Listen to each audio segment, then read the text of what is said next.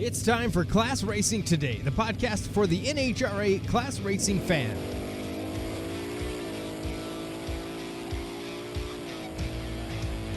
Today is February 11th. It's a Thursday. It's a snow day where I am in New Jersey. We're finally getting snow here. And there's probably snow on the ground where my co-host Brian is. Brian, is there snow there? We actually have very little. It was a balmy, I think 6 below this morning and light dusting of snow coming down. It was just a great morning for having a little coffee, hanging out in the office. Of course, the light dusting for you is probably like 1.5 feet. And for us, we've got about, 5 inches out there. And we're off from school, from work. Everybody stay home, lock down, don't go anywhere. You know the drill. So it gives me time to stay home, prep for my 2021 season, work on my car. Brian's working on his car to make his go 120 under. I'm working on my car to make mine go 99.9999 under, because I don't want to trigger a review, And Come on, what fun is that? Well, I got to think long term. I'm gonna push these 305 Chevys around a little bit. I think they've been pushing themselves around. See if I can get them guys hit. I'm moving on up to the east side. So how much snow do you actually have out there? What's that? How much snow do you actually have out there? Yeah, about maybe 6 inches on the deck. I'm getting ready. I'm taking my son out on our 3rd annual boys snowmobile trip. So it's him and his best friend and his best friend's dad. And this will be the 3rd year we've done it. And he's so disappointed because there's not even enough snow here to snowmobile. Like there's maybe an inch in the ditch. So he's all jacked to go out and see some real snow. But I was surprised, like south of us in Sioux City, by Ottawa, actually down there's a drag strip down there. Like the ditches are full. They probably got 14 to 20 inches on the ground. It was kind of insane. Oh, man. Now, well, I'm in Jersey now. In Pennsylvania, where my family lives, which is not 1 hour away, they had about 2 feet last week. We've got nothing. This is the first that we're getting. So, like, how cold is it there?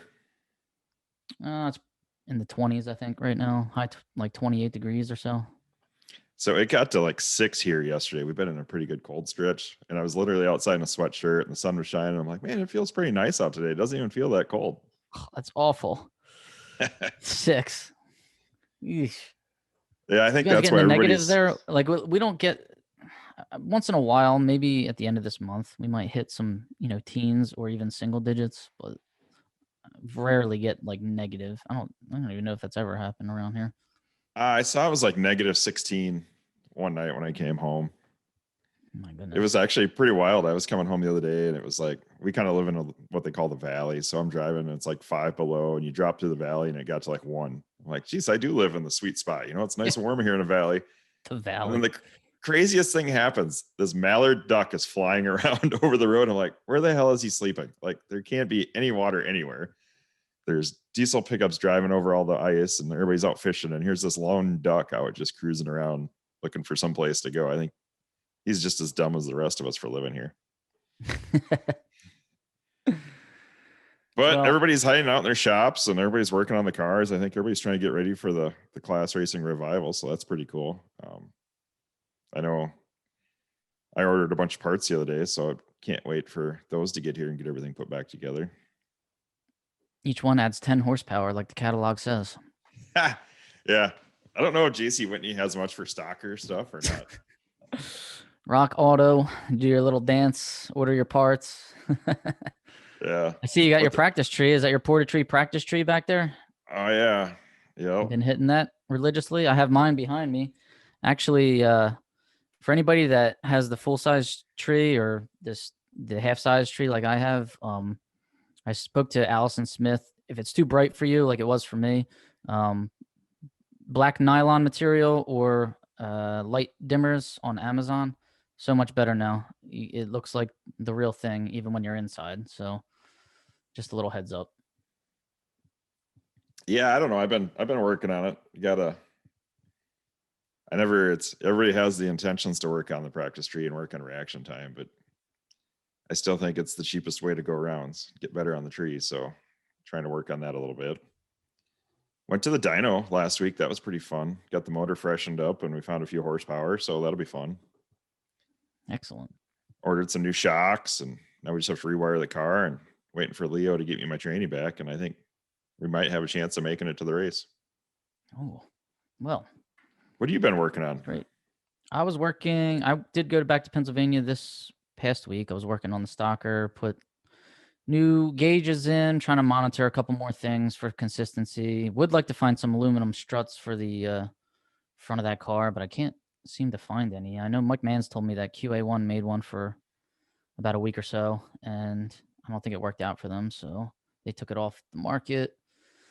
Just trying to find find a little horsepower. Going to try a few things with the fuel injection, but not a whole lot. And on the super stock car, just going to button it up and put it back to the, right where it left off in 2019. So I'm pretty excited to get out. What'll be your first race?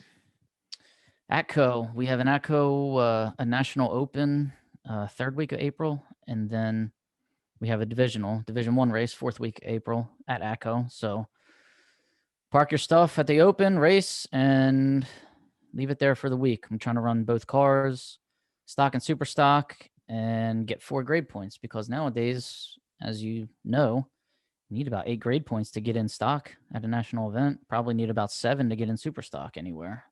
So it's getting serious now. I think it's pretty much going to be virtually impossible for me to get enough grade points to go to one of those, I think. Yeah, I wish they would. I don't know. I can't. I don't know what to like. I don't know how to come up with something good there, but for you to hit Brainerd, which is your closest national, I'm assuming, right? Yep. I wish. I don't know. Maybe they would give preference to a couple of the racers in that area. I don't know how to. I don't know. I think if come up you're with a system and pitch it, but maybe if you're a self-proclaimed celebrity with your own podcast, you should be able to get free entry, like we'll call it like a green card. Like the gold cards get in. Maybe the green cards, like media. Is there a media entry? Yeah. Into races. I was just thinking of that, like a not like the green card, but like I don't know if there's like a bronze card or a whatever card. But if you set a record, because I'm trying to find ways to entice racers to set records, like points, maybe a card that guarantees you 1 free entry into a national event the following year if you set a record somewhere. I mean, one time, like a max of 1 entry, just to get people to set records again. Get something, get points. I want to get some awards to those racers too through us somehow. Once we get our sponsorship deals rolling, I'm gonna head to Gainesville actually in a month. I have a couple companies to talk to down there. I'm pretty excited to get out of the snow too. Not racing, no. Wish I was, but just spectating and looking to meet some new people down there. What's your plans coming up? Just working on the car, and like I said, I'm going to try to get. My goal is I'd like to get everything together so I can go. I think there's going to be a chance to test down in Kansas. So, but I'm rewiring and changing computer systems and kind of redoing the whole car. So it was time to do that. But I want to try to get down and test before St. Louis, I guess, is my biggest plan. I don't know if it's going to happen or not, but it's a tough one. St. Louis is end of March, correct? Yep. April or Easter weekend. I did. It would be nice. I even thought, well, if I can get it together the weekend before, then just run to Georgia and test down there at Butner's race, and then go into not like test and tune for $25,000, right? That's so tough because, especially where we live, where you live, there's nowhere to what can you do? Run it in your driveway, and I think that's the biggest thing I'm hearing. A lot of guys, like there's a lot of guys that aren't signed up yet that want to go, but they're waiting on motors and parts. I mean, it's just this whole deal is kind of crazy. Like I just ordered my rear shocks yesterday from AFCO, and it says they'll be here the 22nd. So, I mean, that's not terrible, but time's ticking. I mean, we don't have a lot of time left. It's kind of crazy how fast, it seems like at the end of the year last year, I was just kind of like, I'm ready for a break, it'll be nice. And now it's like, holy crap, break's over. It's time to go. It always happens like that. October, you think, I got months to get things ready. And then all of a sudden March is here and you have to get moving. I mean, Yeah, you're I at was the just mercy of some of these engine builders or transmission, builders or whoever you're waiting on.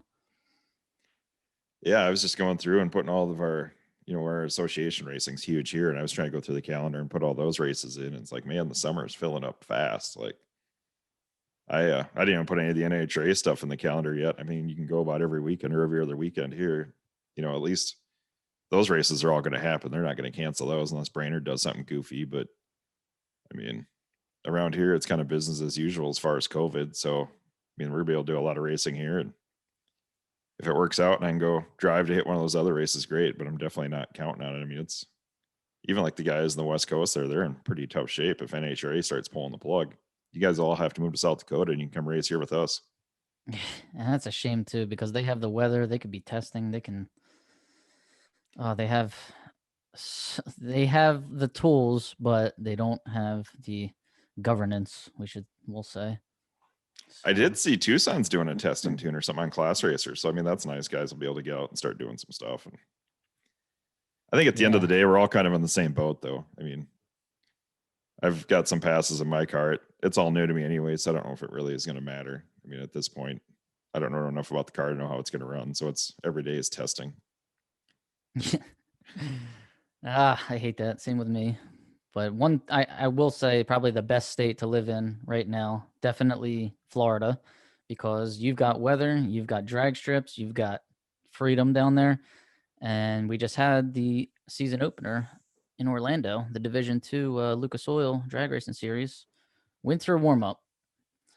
And actually, at that race, they did get rain that they had to battle through. Funny enough, but there's some good racing down there. I saw that Blake Hickman took the win in J Stock Automatic in his '83 Camaro. He beat Kevin Wells in the G Stock Automatic '72 Nova.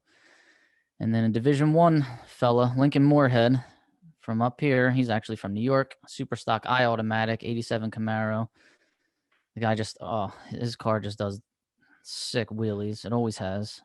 He took the win over Mark Nowicki in the factory GT H98 Dodge Avenger, and by a really close race in the final, 5,000ths margin of victory. I think it said it was about 12 inches.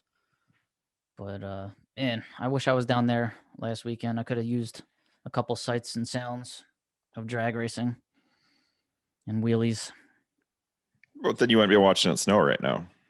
I wouldn't be watching it snow. I did go on NHRA TV. I don't know if anybody was aware, but it was absolutely free to watch that race. So I have it set up, on the Roku. I watch on the big screen. All you needed was a username and password. You didn't have to be signed up for a subscription just yet. I don't know if it's going to be like that all year, where divisionals are free all year, but this race was free. I don't know if they're just trying to, get a couple new viewers to watch, but it was cool. And Joe Costello was doing the announcing. He's a great announcer. I love him, and Brian Loans. But Costello's he's a funny dude, and he actually has his own podcast, WHO Radio. So maybe we should have him on our show. We need to be on his show. But he was showing live video on YouTube on his page too. So I was hooked. I was watching that all weekend. Always the first race of the year. I just have to watch every minute because I just want to be there. Yeah, it's definitely fun to get back into the swing of things. And I mean, now at least we're racing pretty much about every weekend now for a little bit. So it'd be interesting to see how everything plays out. The weird race, that was kind of interesting in Florida. Yeah, there was a very weird race in stock, right? First round. Yeah. Maybe somebody knows something that they could share with us, but it was Mike Bell and Tim Lowe.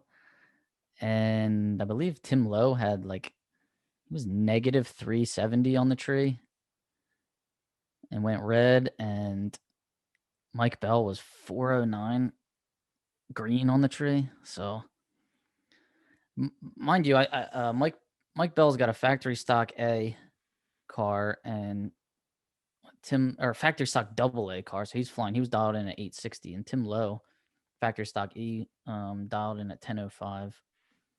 So Tim Lowe went first, so he was way red, and then I guess that messed up Mike Bell, who was way green. Then, just I had an instance at Englishtown back in like 20, I don't remember, 2010, 11, 12, one of those years, were 2 rounds in a row. Both my opponents, it was like round 2 and round 3, they were both 389 red. Weirdest thing that ever happened to me, both of them. 389 red. Coolest thing that ever. I mean, it was wonderful to get a free pass 2 rounds in a row, but 389 red, both of them. No clue what happened. Maybe there was a electrical issue. Don't know, but just was, well, after I got the first one, you're like, wow, that was crazy. And then the second one, I was like, oh my god, maybe I'm destined to win this thing. My first round in stock was a heads up against Corda, and I think I was 420 red, Oh four something. What do you think? But, you were on a pro tree? That was more nerves than anything. Yeah, I had no idea what happened. But I think mechanical, you know, I went 300 red this year when my brakes didn't hold. Went to get on the 2-step, and away she goes. I know. I've seen how high you launch. I'm afraid. Do you have like a dent in your firewall with the way you're holding that brake pedal? It's the old saying, you know, push the pedal and curl your toes, keep them out of the fan blades. Oh my god. But yeah, that stuff can happen. It sucks, but what do you do? That's racing, right? Oh yeah.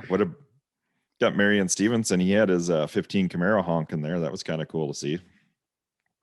He did. He qualified number 1 in stock, B stock automatic, 15 Camaro. I think that was a flood car. I've heard before.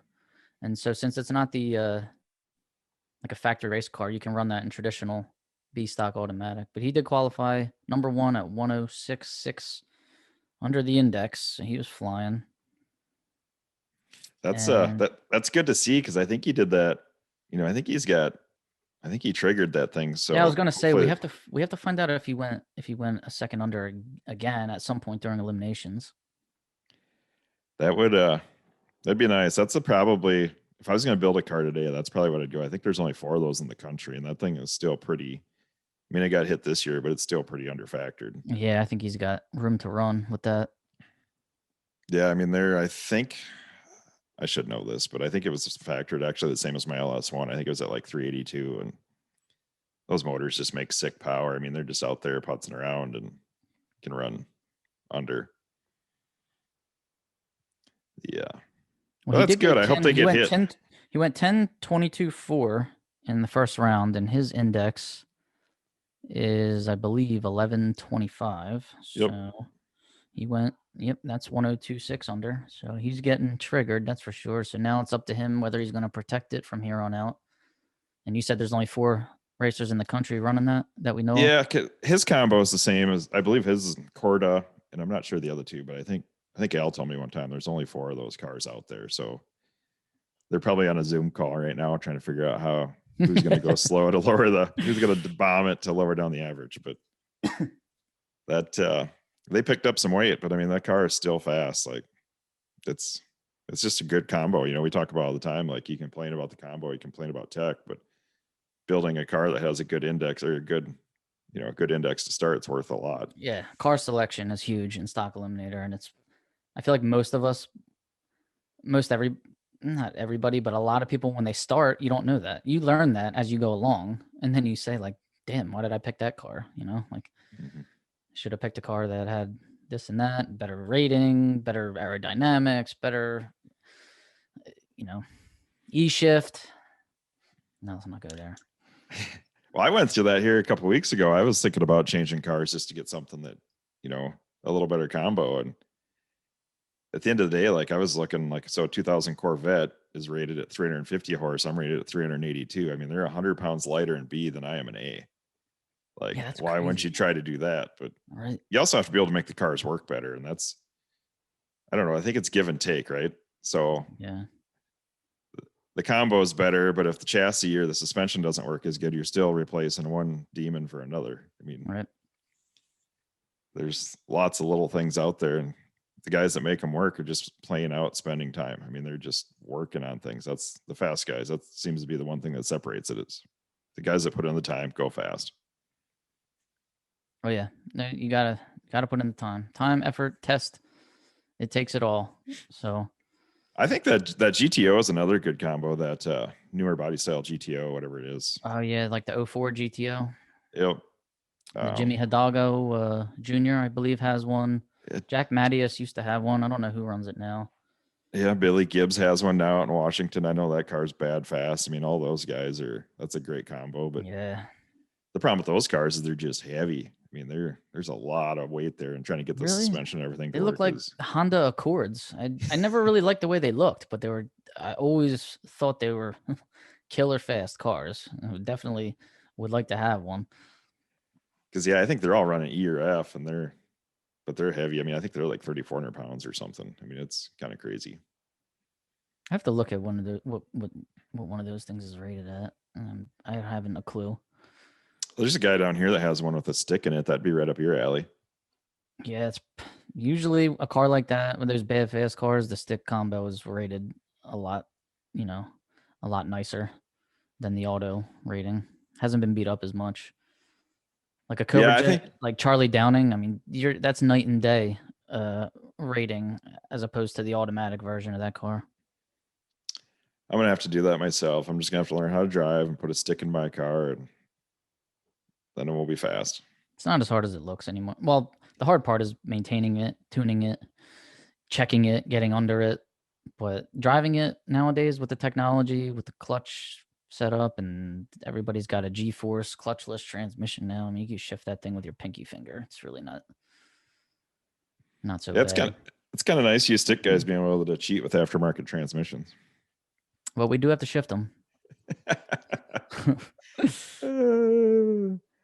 How about Moorhead and Brandon Bakey's in Florida, round 2? Killer run. Moorhead throws up a 6-pack, 006 dead on 0 against Brandon Bakey's. That's where you get your time slip and you just say, what the bleep on your way back. That just goes to show the level of competition on this thing. Like, guys, I mean, you have to be good. Like, there's just no room for error. I mean, if you win on a bad light, it's just you got lucky, which there's a lot to that too. But yeah. Moorhead's no joke. He's good. That was his 17th divisional win. I don't know how many national events he has, but he's been good since I was young. He's not even that old. If I had to guess, he's about 40. Let's say he's about 45 years old, but he was racing in like 1990. He's been racing super stock, I think, since he was like literally 16 years old or something. So he's got a lot of runs under his belt. He knows what he's doing. He knows how to play the game at the finish line. He's killer on the starting line. Like, that's just a guy you don't want to race against. But it is cool when you get a head start against him. If you get a nice head start against him and you can just watch him leave in your rearview mirror and get a it looks like it's a big mouth coming to eat you. Like, he just goes up that high. Him, Mike Iacono. Oh my God, those cars. The way they leave and the way they land, Iacono's car especially. My goodness, that car goes up so high. It looks like it's going to go over backwards, and then the way it lands, it looks like it's somebody's letting it down with like a jack. It's just smooth, no bounce. It's amazing. Experienced that against Mans last year in Brainerd. They he was dialed like 860 something. I was 1080. So I'm way up there looking like, oh, here he comes. Like, oh, it's like Pac-Man coming to get you. And it's just like, woo. Then once the tires hit the ground, you're just like, oh crap, here he comes. Here he comes. Here he comes. So I was you for a day. 2-3 seconds slower than the guy I'm racing. Oh my goodness. In both categories. That's what makes it fun though. Well, 1050 or 1040 or whatever used to be like, all right, I'll get chased by a 9-second super stocker. But now, man, with all these factory cars that are going 8s and some can even go in the 7s, that's crazy. It's getting fast in the modified cars. I remember my first national event at Reading in 2009, the Keystone Nationals. First round, I had to run a B modified car. And man, he came around me a million miles an hour. Then second round, I had to run an A modified car he was like the quickest car in Division 1. He was dialed 850. And back then I was dialed like 1140. And again, man, he came around me. Almost blew me off the track. I was like, my goodness. Welcome to Superstock. Since it's maybe we should go to Georgia and watch that race. Maybe we could do a live. We should do our next podcast from there. I'll bet it'll be a lot warmer there than it is where we live. I know. I would like to. Have you So been to give me that some track? dates here. I forget these dates. Do you have them off the top of your head? Well, Georgia race February 18th and 20th, South Georgia Motorsports Park, D2 there.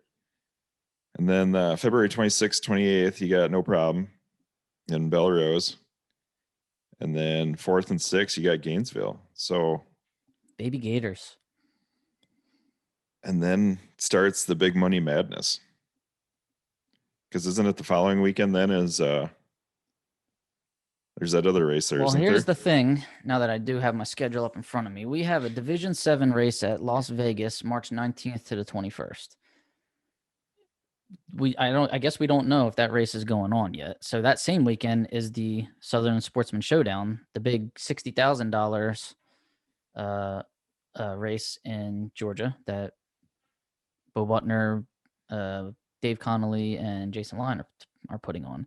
So will the racers that can't hit the Vegas race, if it's canceled, will they travel to Georgia? I guess we'll find out. We should put a bet. I'd put $50. Vegas won't happen. I didn't know Vegas was in like that. Well, why wouldn't Vegas happen? Vegas was racing at the end of the year. So Yeah, I've heard that they're restricting they're kind of tightening up casinos, like 25% capacity. They used to always do a big race there called Mopars versus the World March. And I'm heard my brother has went down and won that a couple times. And he heard that they're not going to do it. Like they're kind of throwing the brakes on that. So I don't know. I guess the big question is, will they reschedule or will they just cancel? I'm just looking here. Because there's a race down in Florida that weekend before, right? Well, the weekend before that is the Gator Nationals in Florida. So that'll be the first national event of the season because of Pomona was canceled, Arizona Phoenix race was canceled. So Gator Nationals opens up the season for the pros for the Camping World Series. The weekend before that has been for years now the Gainesville, the Division 2 race, the Baby Gators they call it. And what they've done here is, since they only take 60 cars in stock and super stock at the Gators, they stopped running class there and they run class at the Baby Gators the week before. So more competitors can shoot for the class trophy, which is cool because you do want to see more people race for that. I just want to see more people get rewarded for that. That's my goal here. And would like to have more spectators surrounding those runs, because the more spectators, the more eyes there are on us, the better chances all of us get to, find sponsors, and maybe NHRA puts us in better slots on the schedule. It starts with spectators. We've got to have people watching us. I can't stress it enough. I know I talk about it all the time. It's not because, we want to be famous here, but it helps find sponsorship, get more contingency money, get more manufacturers midway. They only want to put money into places where they know eyeballs are going to be seeing the cars. You just like to feel pretty, Bobby. Yeah, I always feel pretty. So I was late today. I was in the makeup chair. Can't you tell? I'd race if there wasn't even anybody in the other lane. I don't know. Obviously, I love buy runs. That's too good.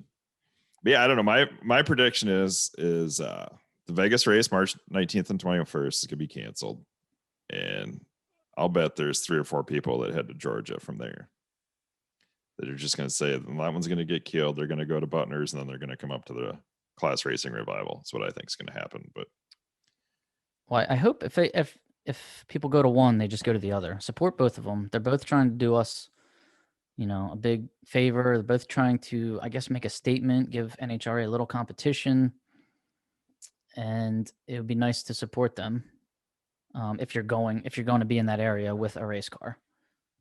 I'm not going to be in that area with a race car, so why not just haul it down there?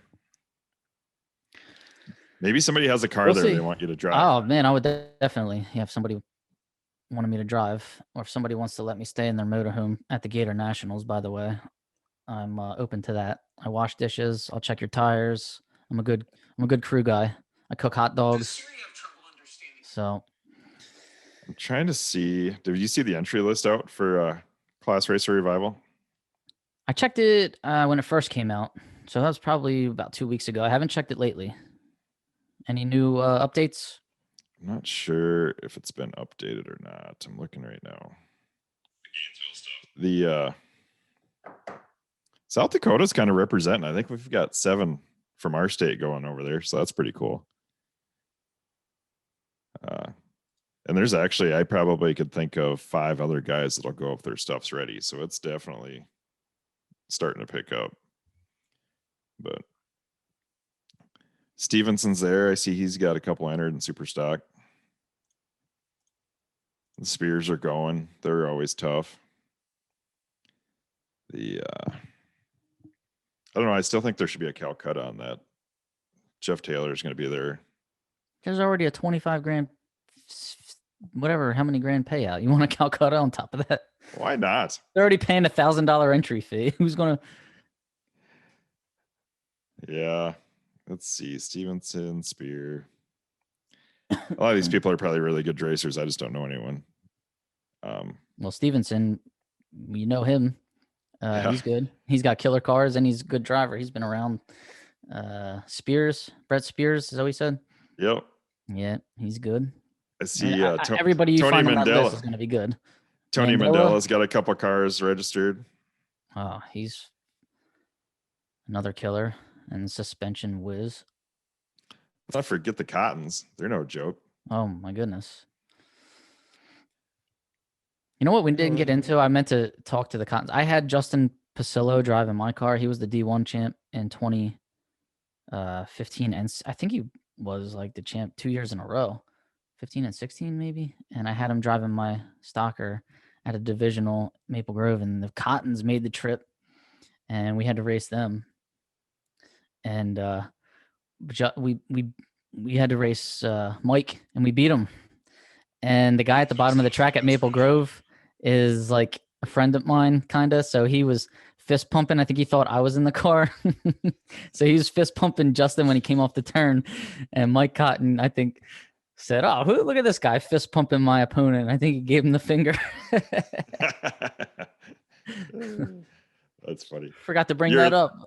You're right there next to him, fist pumping, like, "Yeah, go, Mike." Oh yeah, I was excited. We beat it. I could happily say that my car. I can't say I did. I said my car beat a touring pro, beat Mike Cotton. That's a big deal. That is. What I don't know. I still think you need to come to the St. Louis race, and you're gonna be my pit crew. Then, if you're the lucky guy, just bring your car. I'll drive it. So that way we win. You won't fit in my car. You'll be eating the steering wheel. What are you saying? I'm fat. Easy now. Your toes will be hitting the fan. Those Camaros Austin Smith and Anthony Fetch can fit in my car. Yeah, I don't know. It's it's gonna be here before we know it. We're what? How far away is that? That's probably 50-ish days. Not very far away. Yeah, if that.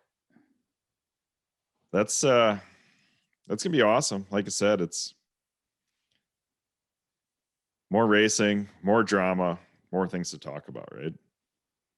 Yeah, I can't wait. It's just, every year you can't wait for racing to start. But after 2020, oh my God, like, come on. I can't wait to get out there. I'm so excited to go down to Gainesville and actually, get out of this weather, get out of this state, and go down there and enjoy a couple days. No, it'll be pretty exciting. Yeah. I also forgot, like I was going to mention earlier, that Mark Nowicki, he qualified number 1 in Superstock. He went 98.8 under in his factory GTH car. He almost parlayed that into a victory. He runnered up. So good for him, dude. Qualifies number 1 and almost wins the event. I remember, what was it? Kip Martin telling me, I think it was like 1985 Winter Nationals. He qualified number 1, won class, and then won the event. Got the trifecta. Wonder if that's ever been like done since. Are you going to do that with all the work you're doing to your car? I would like to. I'm trying to look at this race. We that's did have coming up. we did have a first or worst red light moment in stock first round. Matt Rover in his B stock automatic. What's he have? A Camaro, I believe, or Firebird. Don't remember. Casey Miles though, he's got a E-stick. I think it's a six. What's he have? A 67 Camaro. And Casey Miles left first. He was 28 red, and Matt Rover left second, 70 red. True start moment. Yuck. So, how about the new rule that there's no overstaging? You followed that at all? Overstaging. I have no clue what you're talking about. Deep staging. Oh, deep staging. Well, that's not that new. How old's that rule now? 15 Well, years? didn't they just release something though? Or could you deep stage previously or not? You could. A Division One killer, Bob Mulaney, I believe he won stock world championship in like a O stock automatic, or maybe even slower PQ wagon, and he was deep staging. So I saw an NHRA thing, and then I saw in Class Racer, Larry Hill had a thing about that and it said that NHRA changed the policy, but I thought it was always the rule. But I was way off. Matt Rover was running a 71 Dodge, so I don't know who I was thinking. I was thinking of this green Camaro from the West Coast. I don't know why. So forgive me. What does Casey Miles have though? I swear that was a 67 Camaro he has with a stick shift. Nope, it's a 69 Camaro. So it's something about they changed Casey that. Philip Miles. He's got his middle name in parentheses on Drag Race Central. Casey in parentheses Philip Miles from Boca Raton, Florida. Oh, that must be nice. What do you have on the deep staging? Let's see. I never thought you could deep stage. That's why it kind of threw me off when I saw that. But it's on a press release from NHRA, and I'm trying to find it here. Because before, if you went through, they would back you out and back both cars out and restart, wouldn't they? Yeah, that's what they do now. I think if you do it now, you're done, is the way I understood it. Really? No, I didn't hear that. I saw it happen at the Orlando race where somebody lit up two bulbs. They make him back up. So they didn't disqualify him, but courtesy staging is what that's called. Courtesy staging is always in effect for stock and super stock. I do love that rule because when I was bracket racing, I just never liked when I was like coming out of my burnout and the other guys already like staged up or deep staged. You just feel like you got to hurry up and get in now.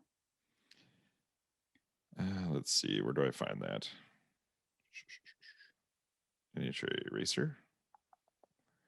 But yeah, I think they changed that now. So if you hit both bulbs, they won't back you up. You're disqualified. Which I don't deep stage. So I've accidentally did that. I had that at which I went to Matter because it was at one of our association races. I wasn't trying. Well, here's what happens. If let's say you go in and you light up one bulb and then you go up and light up the second one before your opponent lights up anything. If you go in and light up two bulbs, they should back you out. If you go up and light up three, let's say you go in and deep stage, I think they would still back you out. If your opponent has one bulb lit though, and you do if you do a deep stage from there, I think you're going to be disqualified. I don't think there's not going to be any backing up. But the rule as stated now, I see policy update overstaging. Yep. If a driver rider should overstage, which means to drive forward through the stage beam in the process of staging. So through the stage beam, meaning like you cross through like a burnout, or you go completely past all the beams. That's the way I read that. In any category, you're not allowed to stage a second time. You're disqualified. And Yeah, you beat me to it again. You're obviously the pro because you can find that stuff really fast. And oh, sorry. Well, yeah. So that to me, that's not deep staging. That the way I read that, overstaging means you went through everything, and all the bulbs were out. Deep staging, Yeah. just the pre-stage, your pre-stage bulb is out, but you're still in this stage beam. So that they would back you up if your opponent hasn't lit any bulbs. If your opponent lit one and you deep stage, I believe you're disqualified. And I've saw that a couple times last year. So I believe it was at Cedar Falls. They had a stock combo race there.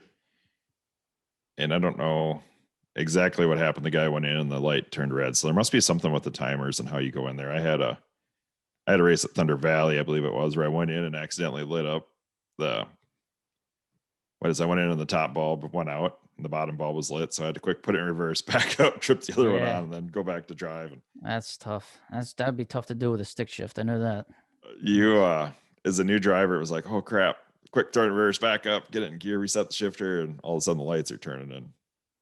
I've stalled on the starting line a couple times. That was a little crazy. Got it fired back up right before the lights started coming down, and actually got off the line. Don't think I won either of those races though. Yeah, so it's just trying to think. I've been looking through the NHRA stuff, and they got some job openings, I guess, if you're looking for some complaint department, maybe. No, it's the network operator. You'd be great at that, Bobby. Network operator. Let's see, rule book amendments, blah, blah, blah. I could operate a network. I have no idea what that means, but help desk. I'm not very helpful. I don't think I could do that. Yeah, I don't know. It's I'd be complaining right there with you. What? Really? This is I'm going to talk to Mr. Cromwell right now. Yeah. Yeah, I'm just glad we're going to be back into the racing. There's some cool stuff happening. Hopefully we'll get a lot of drama going so we can have some more good things to talk about. It's just fun to touch base and give these winners a little recognition and the number one qualifiers a little recognition. But if anybody else has any good drama or news on the streets, we're looking for things to bring on the show and talk about. Definitely. And we have some good guests lined up also for some more insight. So that'll be exciting too. And I love guests. We always learn something great when we have a guest on. Allison Smith's got me practicing better than I've ever practiced before. Justin Lamb's got me, thinking, approaching things differently. Not to mention monitoring, putting 100 different gauges in my car now to monitor every single temperature of every single thing that I just feel like with a slow car, you have to be perfect. You have to monitor everything. It's not as forgiving. Like every little thing changes it. I want to be like Jody Lang. Jody, come and coach me. Move to the East Coast, will you? Yeah, I want that'd be nice, but it just comes down to, the biggest thing that I got this winter from our guest so far is just Lamb. Like, how does he hit the practice tree religiously every hour on the hour like that while he's at work? Like, it's not a mistake that those guys are that good. Like, they're putting in time. You must keep the blinds closed. That worked. You must look annoyed. Just keep looking annoyed. It looks like you're busy. Yeah. But no, I don't know. Like I said, it was just, it was nice. We wanted to hop on and just fill guys in from the race. And like I said, we'll have more news and more drama here. I just can't wait until I want to be able to not get through an episode without talking about everything that happened in the week. Like, I'm really looking forward to that. Like, the guests are fun, but it's going to be race season pretty soon. And we'll have all kinds of stuff to hammer each other over. Not to mention, we are going to have shirts, apparel, hats, mugs. So anybody that's interested, I've been getting a lot of messages, Facebook messages and text messages about Yep. Getting Fresh some off the shirts press, made we up, got our CRT so stickers. working on that for you guys. Working on our website, classracingtoday.com, because if you go on that website now, it takes you to our Facebook page, which is basically our main hub at the moment. But working on a website, sponsors, talking to sponsors. If anybody's interested in sponsoring, if you want to get your name out here, we're averaging about 5,000 views per episode, sometimes more, sometimes way more. So you can take a look at our past episodes. We can wear your apparel, hang your apparel, hang your banner. You want to be on our social media posts. We have Instagram, we have Facebook, we have the website that's coming, we have YouTube. So lots of different ways that you can get your name out there. Just hit us up at classracingtoday@gmail.com or send us a Facebook message, however you want. Brian, got anything to add? Don't forget to go to YouTube and like and subscribe and push that. Like I said, we're always open to feedback. We're open to feedback too, as I'm new to it. If I misquoted somebody or said, the wrong combo, feel free to jump on Facebook and, set us straight. We like the feedback. We like to hear it, and it helps everybody grow. Like, I'm surprised I get a lot of feedback there's a lot of people.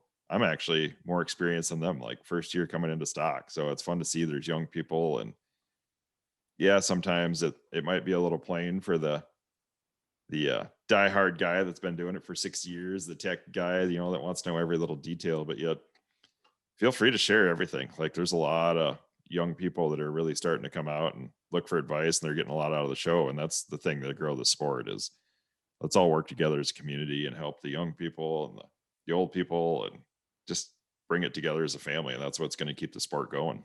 That's right. That's our main goal here, is to get new people into the sport.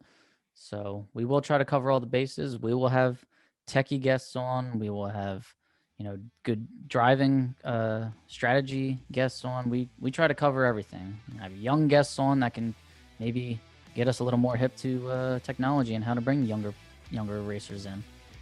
So we will try to do it all on here. So stay tuned. Remember, YouTube, Apple Podcasts, smash the like button, subscribe button, and hit us up, classracingtoday@gmail.com, if you have any questions or comments.